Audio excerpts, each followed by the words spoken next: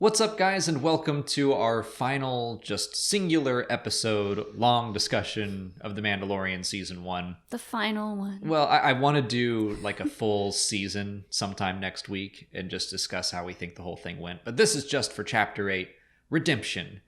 So just first thoughts, what'd you think? Loved it. Me too. I thought it was a great ending to a season that had some ups and downs, but overall, like from beginning to end, I think it was a great season. I agree. It started and ended strong enough for me that those episodes 4, 5, and 6 were fine for me. Like, I still was excited to get up and watch the show every week, but episodes 7 and 8 were probably my two favorite. Although, like, they really built off of what came before, especially, I would say, Chapter 4. 5 and 6 are the ones that felt a little like outliers, but at least 4 introduced Cara Dune and obviously became hugely important these past two episodes. But, like, seeing the crew finally come together and work together and do all these things, like, part of that was just because we had a slow burn build over the past 6 chapters. Mm-hmm. And Yeah. then 7 and 8 could just really fly.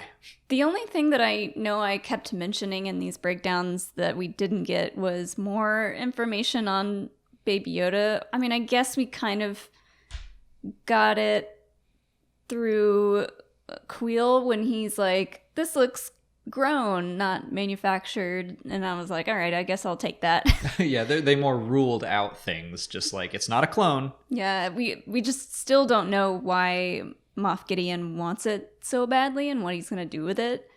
Yeah, I think that we will definitely explore that going on because, I mean, already it's like, all right, your job is now to get it home. Like, Yeah. That is the Mandalorian's purpose, or Din Djarin. Finally got a name. Din. Yeah. So let's just start at the beginning so we don't jump all over the place. But yeah, we kick things off with the 2 scout troopers who I'm just going to pretend are Tag and Bink for now. They really gave me that kind of... Their stuff was hilarious. Like, I was a little worried that it was going to get too goofy there for a second, because that guy was like, come on, man, I just want to see the baby. And then they kept punching it. Yeah, that was an emotional roller coaster at the start, because I was like, this is funny. Whack. And I was like, no. That felt like a punch to my gut. The fact that Jason Sudeikis was trending this morning because he punched Baby Yoda is pretty funny. He's the most hated man in the world right now. Like, I kind of wonder if maybe he just provided the voice for it and didn't know what his character did. You're like, how dare you make me punch Baby Yoda? Or just like, can you imagine if he did know that his character punched the baby and then like he sees the reaction these past 8 weeks and he's like, oh no. People are gonna hate me. And they do. Yeah.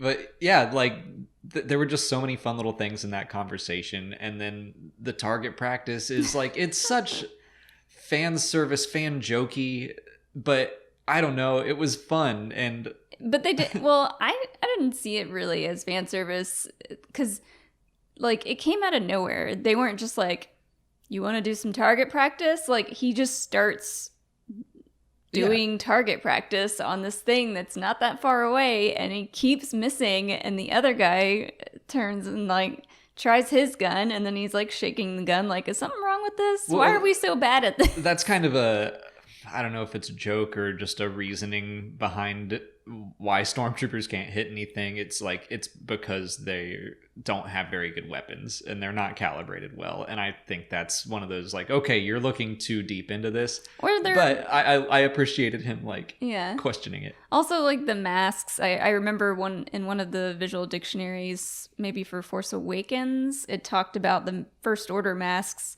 giving them a better line of sight. So the older masks, they just can't see very well. Yeah, it's all of the above, but it played out very funny. It was just 2 soldiers who are bored and don't know what to do. But yeah, the second you punch Baby Yoda, it's a death sentence. It's like breaking the rule in a slasher movie. Like, you're gonna die, and that's, if you mishandle Baby Yoda, you're dead. And IG-11 shows up to dispense justice. Oh, IG-11 was definitely one of the biggest highlights in this episode. He was great, and just immediately takes Baby Yoda, and they zoom off, and that provided some really great. Molly said she was really excited to see the GIFs and memes that come out of Baby Yoda's expressions. Because he's like, wee! Just like, yeah, he's just having the time of his life, which I think kind of can play into stuff they explored last week, where he's been around violence and he's being normalized to it. It might be turning him a little dark side, but like, he's in terrible danger this whole episode, and he looks like he's having a blast. Yeah. I liked the stuff that the stormtroopers said when he showed up. They're like, oh, a hunter droid. And he's like, no, I'm a nurse droid now. And they're like, what? The one thing that I wish had happened this season that I guess it got cut, or maybe they were just joking, but Filoni or Favreau said that IG-11 gets confused for IG-88. I took that as something like it would happen in the series, and it would become like a running joke that he's like, no, I'm not IG-88, I'm IG-11, but that never happened, and it's fine. It's just something that I kept thinking would pop up, and it didn't. And that would have been kind of perfect if Tag and Bink, or whoever they were just like, oh my god, it's IG-88. And he's like... started like geeking out over it. Yeah, and he's like, no. But back in the city... the Mando, Din, and Kara and Greef are all stuck in the cantina still. Yeah, we picked back up right where we left off in the previous episode, where it was this like weird standoff. Like, Moff Gideon is so cocky. He's just like standing there, and then he spews out all this information, it's nothing. Yeah, like it's nothing, and we'll get into that in a second. But then he's like. He like makes a deal, and he's like, I'll give you until what? Sundown. Sundown. Like a long time. I'm like, dude. Just, well, he needs them, but like, yeah, it was surprising. But yeah, he was an ISB agent, which I thought was a good touch, because like, how else would he know all this stuff? He knows Kara's from Alderaan. Really like that, because immediately you're like, oh, that makes sense as to why she wants to kill Imperials, and then when that's not available to her anymore, she gets bored with the New Republic. Yeah, she's living a life of getting revenge in any form possible. Yeah. And just constantly taking out her anger on things. Like, I can't tell you how many times she tells someone to like move aside, and she picks up her gun to like fix whatever problem is happening. She's just like, I'll fix this with my gun. I'll shoot the sewer grate. I'll shoot the lava fairy. Yeah. Like, I'm just going to shoot my way out. And it makes so much sense as to in Chapter 7, you show up and she's fighting because she doesn't know what else to do. Yeah. And I'm so glad that she'll be in Season 2, because I want to see that explored further and see her hopefully find some peace. Yeah. And all the stuff that she kept saying about her... what is it, her papers or her chain code. Her chain code. Her social security number. Yeah. Like, does it not exist? Or if it's like Alderanian, if anyone sees that, is she just like immediately on a death list? I think what we're gonna see is that she deserted the New Republic. They kind of hinted at that. And she said, like, if the New Republic sees my chain code, I'm toast and I'll be in prison the rest of my life. I think she's probably a deserter, maybe worse. Again, hopefully we find out more about her in next season. I hope she gets to be in more than 3 episodes. I also hope that it's more than 8 episodes, but we'll talk about that later. So they're gonna try to escape into the sewers, and then that's when Gideon talks about, you're from Alderaan. Also, your name is Din Djarin. Like, I don't know. You get all this stuff built up, and you think that things like his name or his face are gonna be big moments. When they don't really have to be. And so when they drop stuff like that, I'm just like, oh, that's his name, and now we know it. Yeah, I mean, this was their last chance, and I figured we would get both of those things in this episode, so I wasn't expecting anything huge, so I wasn't really let down with how that came about. Yeah, I do think they handled his face reveal really well, but we'll get to that. So they can't escape, and fortunately, IG-11 comes in to save the day with an awesome sequence where he's doing his spinny shooty thing, but on a speeder bike, just shooting as many stormtroopers as he can. I loved when he turns his like chest around so that Baby Yoda is behind him, which still dangerous, but right. Just and again, Baby Yoda is just smiling away, but giggling. He comes in, basically distracts the stormtroopers so that they can come out and try to make a last stand, and they do a pretty good job. It's an awesome fight. Like, even though that part is in the trailer where Mando comes storming out of the door, it was still so cool to see. Do we see specifically, I'll have to go back and see this, but do we see specifically them taking out the Death Troopers? Because I remember thinking there was a lot more Death Troopers than what we see in this episode. I think there were 6 total. I think Mando, the speeder bike gets 1. Mando, I think, takes down 2. Cara takes down 2. And then there's another one that got killed somewhere. Okay. I thought there was a lot more of them, so I was like, where'd those guys go? It was like 5, 6, 8. There was just like a line of them in front of the stormtroopers. Yeah. I can't remember the total number. But they make a pretty good fight until Gideon shoots Mando, shoots that E-Web thing to explode. By the way, just hearing words like E-Web. I didn't know what that was. Yeah, but like for me, when they're like, these are ATST tracks, or like, that's an E-Web, I'm like, it sure is. I'm just Finally. not used to hearing those things on screen. Yeah. And it's cool to have them casually tossed around. And Cara says it too. Uh-huh. And she's, a member of the Rebel, like a military person. She would know. Mm-hmm.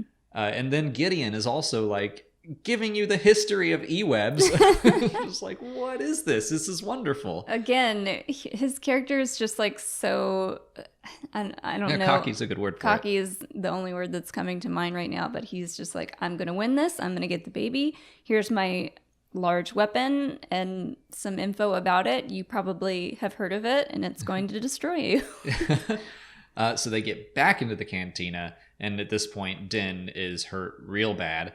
Yeah, I don't, like, did he just know exactly where to shoot him on the helmet, or did he shoot him, like, what happened there? So in my review, I said that he got shot in the head, which he does, but it was the explosion, I think, that was more what messed him up. Yeah. So that was the big issue, and he's like, I'm dying, leave me, and eventually he does convince them to, but the flame trooper Ooh, yeah. comes in, and I was like, why don't you just have the baby heal you? Like, he can heal you. But they had to take the baby out of commission, and they do that with the flame trooper, which was really cool. Very Kanan. I even for a second thought they were playing like Kanan's theme. It's not. It's like Baby Yoda's theme that has been in the series, but I just had Kanan on the mind, and I was like, that sounds like Kanan's music, and it's not even remotely. That was a very cool moment, because we could just see him like come and like stand up from behind, and it's like, he's so tiny. But he can do it. Yeah. Judge him by his size, do you? No. but it does knock him out. Like, Yeah. So now he can't heal Mando. They have to escape. IG-11 stays behind, and I mean, this was a really nice conclusion to the I Hate Droids arc. Mm-hmm. Especially when he's like, this droid was programmed to kill Baby Yoda, and now he has to just fully trust him to A, see his face, and B, heal him. And there's like even a kind of, they mirror the shots of him looking up at, oh my god, we skipped something, looking up at the super battle droid, and the battle droid looking down at him. It's that same kind of thing where he's like a vulnerable little kid, can't do anything, and he has to just trust this droid. What do you think we skipped? We totally missed the flashback when he's like, yeah. Your name is Din Djarin. And then we go back to him as a kid, and we see the full flashback, and we still don't know where that is, like what planet that is, but his parents, I guess, put him in this, like, in the hole, in some hole. Yeah. And then I guess they get blown up, and we see the doors open, and it's a super battle droid or whatever. And then that guy gets shot, and then we see Death Watch. Yeah. which was so cool to see. Yeah, having just a bunch of Mandalorians fly around and then to be like, oh, those are members of Death Watch. Mhm. I really liked seeing them do something heroic because they're known as a terrorist group, and I would consider them to be that. But just pre-Vizsla, his whole plan in season 5 of the Clone Wars is to manufacture this crisis so that Death Watch can come in and save the day. He wants to be seen as this hero to be worshipped, and in that quest he does do some good things. So Yeah. like that all tracked for me, and was an interesting new spin on a familiar group, because in my head I was just like, it'll be the Protectors of Concord Dawn or some other noble group of Mandalorians that have never done anything wrong, but no, it's the bad guys. Before we got more information as we were watching the show, we originally thought that maybe Moff Gideon was actually one of the Mandalorians, maybe the one that saved him, and we were quickly... Yeah. Well, just the fact that he was like, that's Moff Gideon, he knows my name. I was like, oh, Yeah. they must have a past, and it's just that he's an ISB agent. That would have been cool too, though. Yeah. So that's how he got taken into the Mandalorian way of life. They confirmed that it's just more a philosophy and not an actual species. And I would assume that that means non-humans can be Mandalorians as well. We have yet to see any, but that was true in Legends. And later on, the Armorer doesn't really have any objection to training. I mean, like, the baby is part of a Mandalorian clan at this moment. Make him a tiny suit. Yeah, it's got to happen. It'd be so silly, but we'd all cheer. So, yeah, like, tons of just Mandalorian stuff being dropped there. Mhm. And it was nice to have that vindication, because I've been guessing the whole time, like, he wasn't a natural born Mandalorian. He's working his way up the ladder. Yeah. And he even, like, when he's laying there thinking he's going to die, he's like, give me a warrior's death. And I love how Kara is just completely loyal to saving him. She's like, absolutely not. Yeah. No, I'm not leaving you. Like, you're dumb. Stop being dumb. And then it's kind of like, there is no other choice. We can't heal you with the baby. We got to go. But that's IG-11 finally gets him to take his helmet off, which felt like the Darth Vader reveal to me, where you're like, oh, it's just a guy. Mhm. Like, I don't know what I was expecting, but you think of this dude as an not unstoppable. He makes plenty of mistakes, but like, he never gives up. He's a badass. And then he takes off his helmet and is like, it's just Pedro Pascal. Yeah. And like, it looks like he got the crap kicked out of him. Mm-hmm. He just looks like a scared, vulnerable, sad guy. Yeah. Real quick before we keep going, we were just talking about some Easter eggs, and I realized when Kara's like, I absolutely cannot be captured, like, now that it's known that I'm from Alderaan and, you know, a rebel shock trooper, she says that they'll upload her to a mind flayer. Yeah. And that was like a really quick one-off little thing, and then Griff says, like, that was just propaganda, but I immediately thought of Borgullet.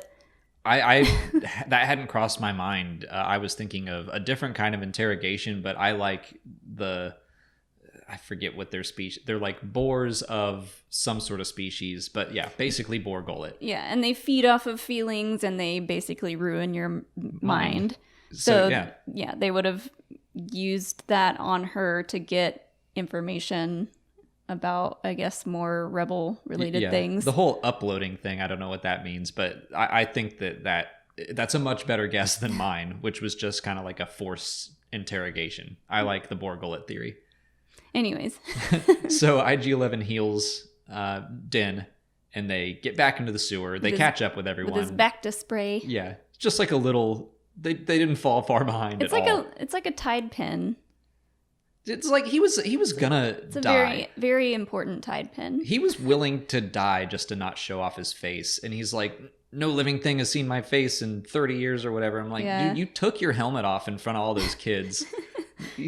Someone may have seen it. Eating dinner, and he's like, no living thing. And everyone's like, look at that guy. Like, Yeah, I didn't like the fact that he was just, I mean, I guess he knew he would die if he wasn't going to be healed, but he was just like, I'm gonna die, leave, take care of the baby. I was just like, no.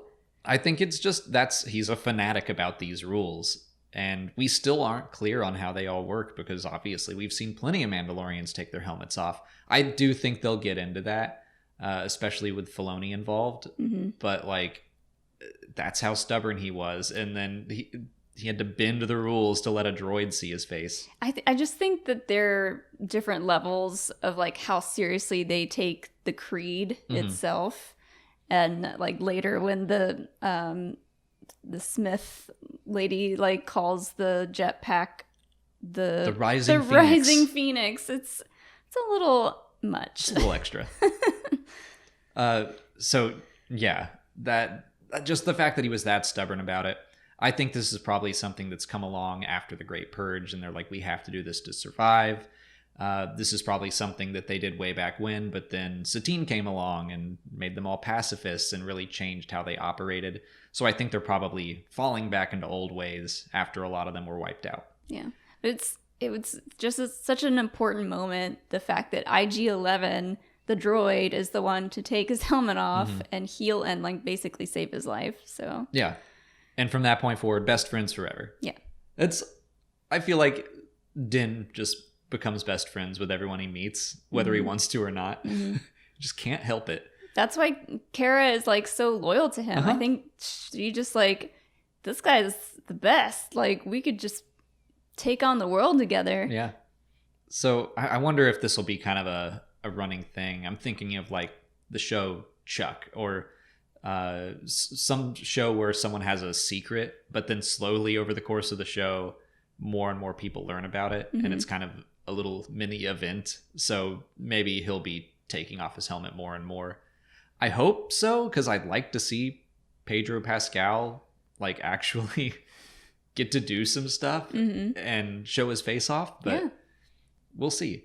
So in the sewer, they get back to where the Mandalorians were, and we learn that after their attack in Chapter 3, the Empire came and had another purge, basically, which immediately reminded me of the Star Wars Rebels Season 4 promo poster, which was just like a pile of Mandalorian helmets. Yeah, it was very Filoni. Yeah.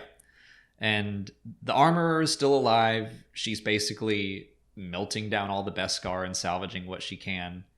I was immediately like, don't pick up the Armorer's helmet. I don't want her to be dead. That's absolutely what I thought was going to happen. That they would see that in the pile. But she's like, nope, I'm still fine. Yeah. I'm just here cleaning everything up. And she just goes in and starts getting to work for Din. And this was a really nice moment where she meets Baby Yoda. And she's like dropping all this lore about Mandalore the Great and how he once fought against Jedi sorcerers.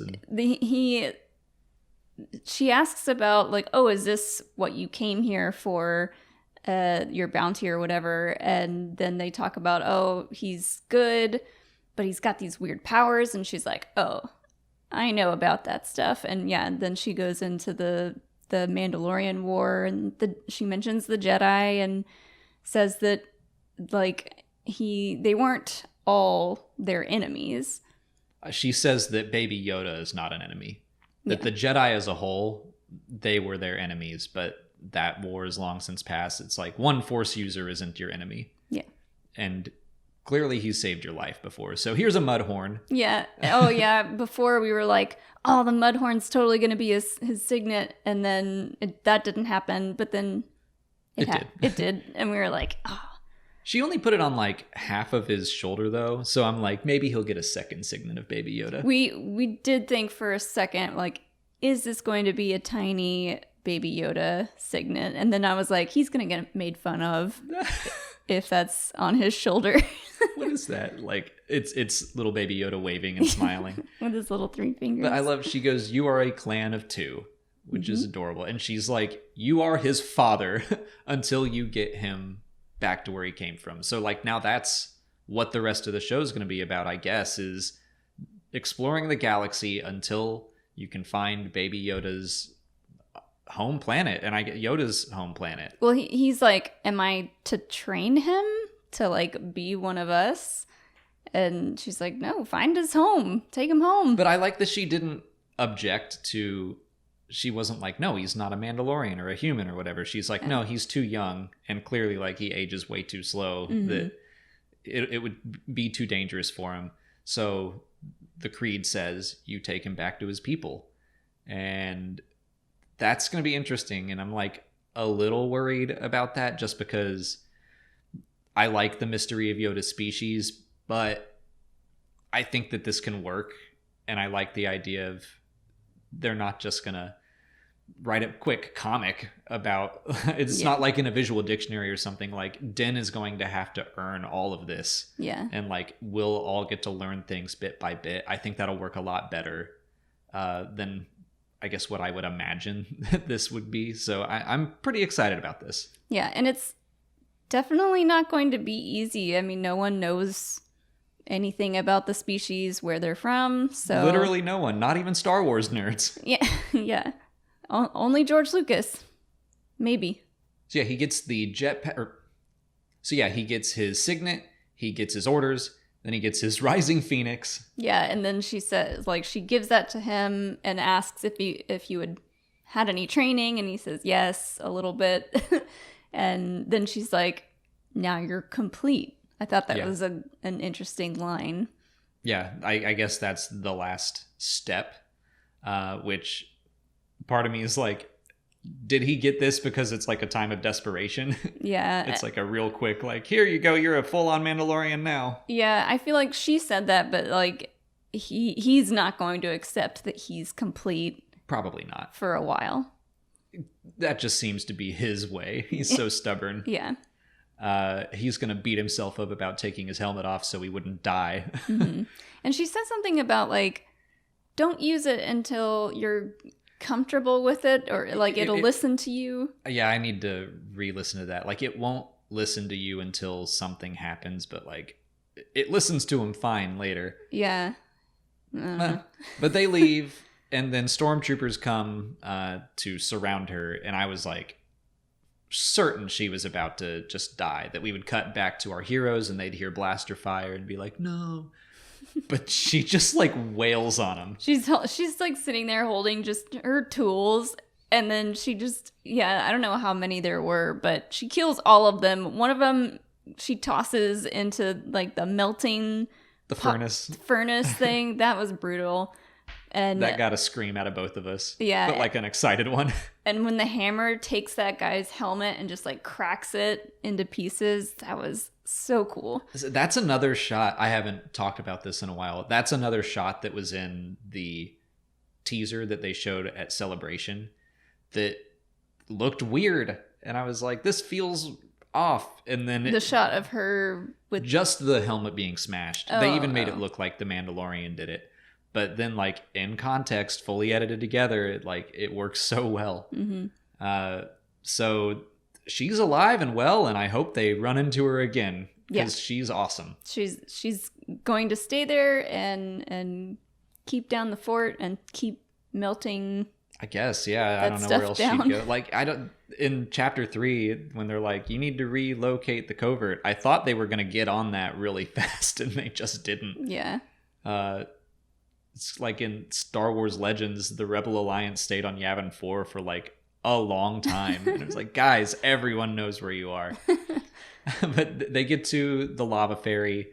Kara shoots it free. Mm-hmm. And she's holding baby Yoda with one arm and shooting with the other one. That poor baby's going to go deaf. I worry about him. Yeah. Everyone, like, hand the baby to someone else.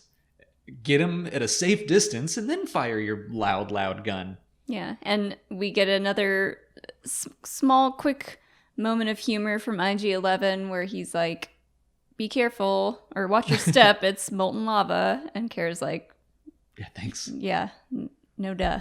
So they get in the ferry, and then the ferry droid wakes up, and it's like an astromech droid with arms and legs. Oh yeah, I was like, what is happening? I thought it was gonna like attack them or something. That's a bizarre look, but he's just like doing his thing, and I was like, this is kind of neat. And then Kara just shoots its head off. Well, like as he was doing his little fairy thing, I was just thinking about like the guys that do that in Italy. They probably have a title. I don't know what it's called. Gondolier? Yeah. I'm sure that's probably not right. Maybe. I know it's a gondola. But like he was like making little noises, and I was like, is he singing? Aw. I didn't think about that, but I bet you're right. He's like serenading everybody. Yeah, but then they try to get him to stop the boat, and I guess they just didn't give him a chance to. He was too into his song. Yeah, and she shoots his head off, and I was like, oh. Did that stop anything? No, boat kept going. So they have to stop the boat because stormtroopers are waiting at the exit.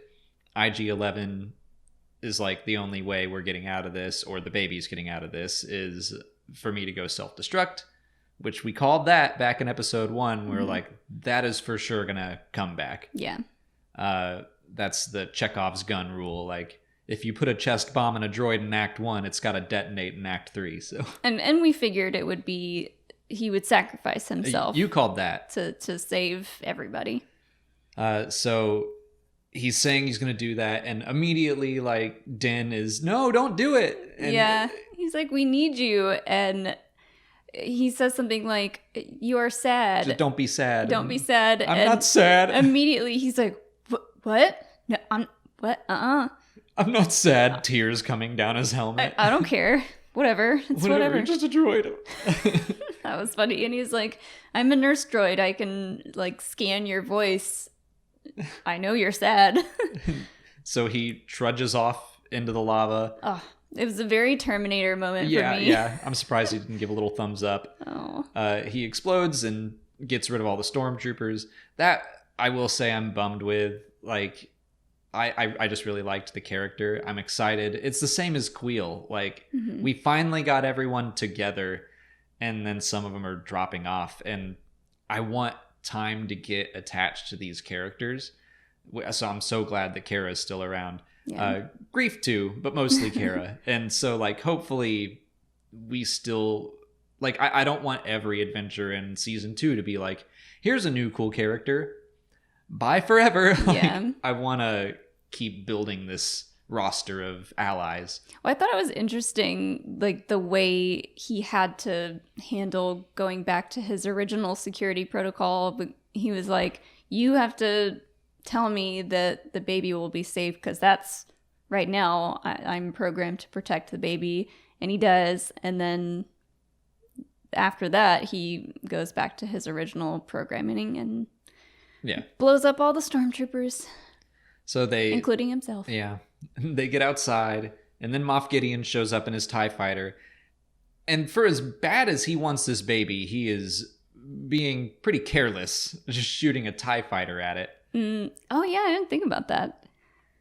I'm just saying, Moff Gideon. Maybe he didn't know that they had it with them.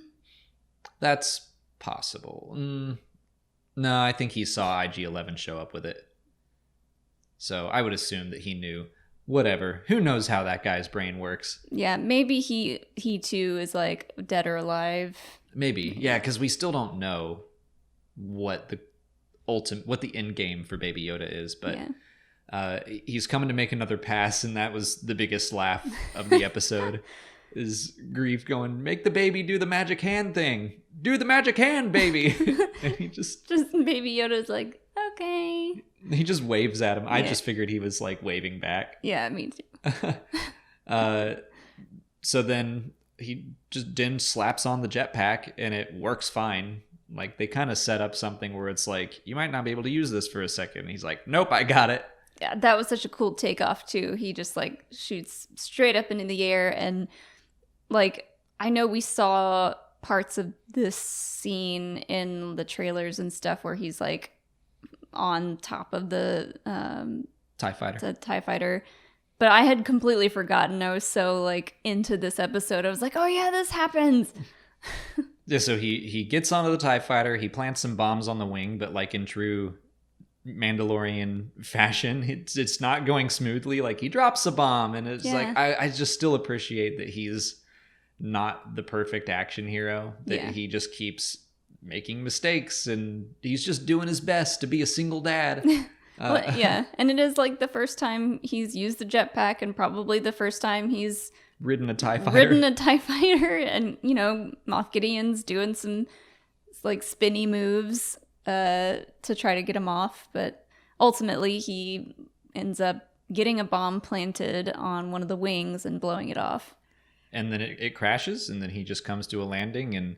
I thought he was going to have a bad landing, but he stuck the landing. That would have been funny. It does... He's falling for a while, and he catches himself, but... Yeah. Then it's basically just, like, saying goodbye to everyone, where... Then Grief is like, very impressive, Mando. Like, I love how over the top he is. He is very over the top. He's like, your guild rates just went up. Like, you just got an upgrade. Yeah. He's like you said last week, he's very much like a theme park character, maybe a video game, like, hub, where you can go back and... Very impressive. You've upgraded your skills and armor. Yeah. Like, I'm fine with him staying on Navarro and being a recurring character, but Kara, again, was like, I'm gonna stay here. And I was like, why? What else are you doing? Go be best friends throughout the galaxy. And hopefully she winds up back, like, early on in season 2. I mean, she did almost die, and she's not crazy about dying over protecting a baby. I don't know. I just want them to hang out together. Yeah. I just like her. I do too, but I understand her not wanting to continue being in so much danger. Right. But... She can take a break, but I hope she finds her way back. And that's it. Like, Mando takes off. Oh yeah, little baby has the little Mandalorian necklace, and they just have a nice little moment on the ship. But they leave. He says, "You hold on to that." Yeah. Because he's his son. Yeah. He's officially his son. Until he has to give him back to his people. And maybe he'll just stay. Maybe he'll stay with all of the Yodas. Well, maybe he won't find his people. And that sounds sad too. I can't. I don't know what I want to happen. I don't either. It all sounds sad. I want him to have a tiny Mandalorian uniform and fight by his side. Maybe we'll see him just like a little bit bigger, and he'll be like teenage Yoda, kind of like we got teenage Groot. Yeah. So they fly off, and then we cut back to the TIE fighter, and it's kind of like one of those, like, yeah, of course he's still alive. He's not gonna die off screen like that. We just expect the top to pop open for him to crawl out. And I liked that there were Jawas already trying to pick parts off of the ship. That was a nice touch. But I figure Favreau knows that everyone is like, of course Gideon's still alive. And so he's like, yeah, but you don't know that he has the Darksaber. That was so cool. Like, I did that. Because I was thinking, eventually, I bet we'll see the Darksaber. I wouldn't be surprised. It's a Mandalorian thing. It should be involved.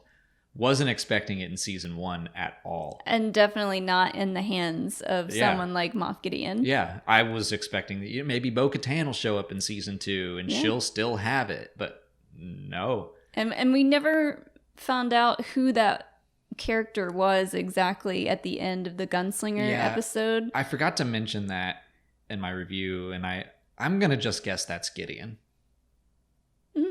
Okay. Just for closure's sake. Yeah. I still want it to be, I don't know, people kept saying Boba Fett, and now I'm like, what if it's Bo-Katan and she's not dead and she's coming back for that Darksaber? Yeah. I'm still thrown off just because of the use of the spur sound effect and that other kind of tracking sound effect. Like, both of those are affiliated with Boba Fett. So, I don't know. Maybe they're going to, like, tease this once a season for a while, and then the end game is to have the Mandalorian fight Boba Fett, like, once they're sure. Does everyone like the Mandalorian more than Boba Fett now? Something like that. I don't know. But, like, those sound effects, I can't get past them. It could have just been like, oh, people are gonna think this is Boba Fett, but let's throw these things in there. But that's just fuel for the fire, guys. But yeah, Gideon cuts his way out, climbs on top of the TIE fighter because he's a drama queen. Has a Vader Rebels moment where his like cape is I just flapping gotta in be the wind. real extra right now. Yeah. Gotta go stand up here with my dark saber. Just in case anyone's looking, I have the dark saber. Yeah. This one's for your thumbnails, YouTubers. Which we didn't Which I use. didn't do. I wanted to. Spoilers. I didn't, because that would stink to have that ruined by just some YouTube thumbnail. I did, like, as soon as I went on Twitter after we watched the episode, the first thing that was trending was Darksaber, and I was like, ah. Oh. This morning, when I took Hilo out, before we watched the episode, I, like, just instinctively opened Twitter and was immediately like, nope, because I know everyone's going to be talking about it already. But yeah, that's it. That's the end of Chapter 8 and Season 1, which we'll save our full season discussion for another time because we've already gone for a while. Oh, we skipped over. Mando does take a moment to give Kuil a burial. That's nice. Which was nice. Yeah, it was nice and warranted. Yeah. Like one final goodbye to that character and showing that like the Mando cares. Yeah. So what are your top 3 moments? I think I know what your number 1 is already. But starting from 3, I don't know. I want to put the Darksaber pretty high up, but I'm going to put that at my number 3. Okay. Because Baby Yoda wasn't in the scene. Because it's not my main priority of the show. Sure. My number 3 is probably the Scout Troopers at the beginning. I was just surprised by how much I enjoyed that. Like, at first I was like, I want to get back into the action. We left on such a cliffhanger, but they really made that scene work. Yeah. 2 for me is going to be IG-11 coming in with Baby Yoda and like having this another big like shootout moment where he takes out a bunch of stormtroopers. Yeah. And like a little mini Baby Yoda moment where we get him like having the best time riding the bike with him. Yeah. My number 2 is going to be a combination of hearing Din Djarin's name and seeing his face. Just, like I said, I had all these expectations for, I don't know what I was expecting, but I was thinking, oh, he'll have some Star Wars-y haircut or tattoos or this or cybernetics or I don't know, something to make him look cool and grizzled. And it's just Pedro Pascal. And I was like delighted by that, weirdly. Yeah. That's your number 1. Do the magic hand. Do the magic hand, baby. Just like Grief and his over the topness and like that moment was like pure Star Wars comedy gold for me. Yeah. And I think my number 1 is not surprisingly the Darksaber. So yeah. I mean, it was exciting for me, don't get me wrong, but I'm just really, really happy at how well and seamlessly even this show is working with the Clone Wars and Star Wars Rebels and all the other Mandalorian stories we've had. Yeah, and it's not something where for the theatrically released movies you have to kind of tiptoe around things that people may not understand if they haven't seen this show or this show. We don't really have to worry about that as much with a Disney Plus show about the Mandalorian because a lot of this stuff is new even for us, and it's new for new Star Wars fans. But then you can put stuff in there like the Darksaber and not have to worry about like explaining where it's from because we'll probably find that out in season 2. But people like the hardcore fans are just their minds are blown. And I mean, I've had a lot of people today ask me to do a video about the Darksaber because a lot like people were just like, I know it by name, but I don't know anything else about it. Don't you have one? I do. It's like from the minute days, so it could use some updating. Yeah, like going through like who has had it, where it's who made it at any given time, and hopefully when we see season 2, we'll find out how Moff Gideon got it. Yeah, I'll probably try to do that soon. Because the last person who had it is Bo-Katan. Yes, as far as we know, yes. So, yeah, good stuff. And I bet this will help drive people. Yeah. that's a big hope for season 2. Yeah. We'll cover that in our season 1 recap, like hopes for season 2. But I bet this is also going to drive people to watch the Clone Wars when it comes back. Oh, yeah. Because the Darksaber's in that. Mm-hmm. Maul has it at that point. So, fun times. Yeah. A good first Star Wars live-action series.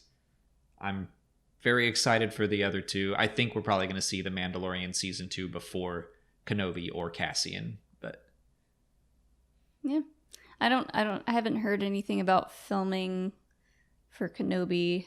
I've heard rumors that they're going to start this year, but like filming for season 2 of Mandalorian's already started. So we'll get that in 2020. I doubt we're going to see Kenobi or Cassian until 2021. But that year, I bet we're going to get 3 live action shows. Ooh. Ooh. Chills. Yeah. So we're hoping more than 8 episodes. Yeah. For season 2.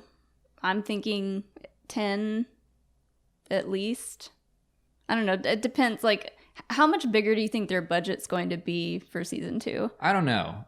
I think it will be bigger now that they have an idea of what kind of audience to expect. But I mean, the Baby Yoda merch that they're going to sell is going to pay for itself. Yeah, that alone. But yeah, we'll save our expectations for season 2 for next week. Yeah. I just wanted to keep this episode 8 focused. Yeah. But do you have anything else to add? I don't think so. I just, there were so many cool things that got a good, I don't know, ending for the series. Like the whole, like, I hate droids, and then it's the droid who saves his life, and then he's like, we need you. Like, he has a complete turnaround for IG-11, and I love that. And I hope somehow, like, you kept saying after the first episode that we might see him back just in a different body. Maybe that will happen. That's true. That doesn't mean it has to be the end of IG-11. I don't think it's going to be a Battlestar type situation where, like, he's back and he has all his memories. I think it would be a new droid that we would kind of start on from scratch. But maybe Kuil kept his his memories, or memory I doubt programming. I doubt Mando's going to go pick that up. Maybe it's in a ship rolling around somewhere. Maybe he'll be back. Who knows? But that's it for this episode. Thank you guys so much for watching and joining in these long form discussions with us every week. Yeah. We really enjoyed doing them. If you haven't already, please like this video, subscribe to the channel. Follow us on Twitter, Instagram, and Facebook. And consider checking out our Patreon page where we have audio commentaries for all of the episodes available now, except for episode 8. We'll do that one very soon. Yeah. As always, thanks for watching, and may the Force be with you.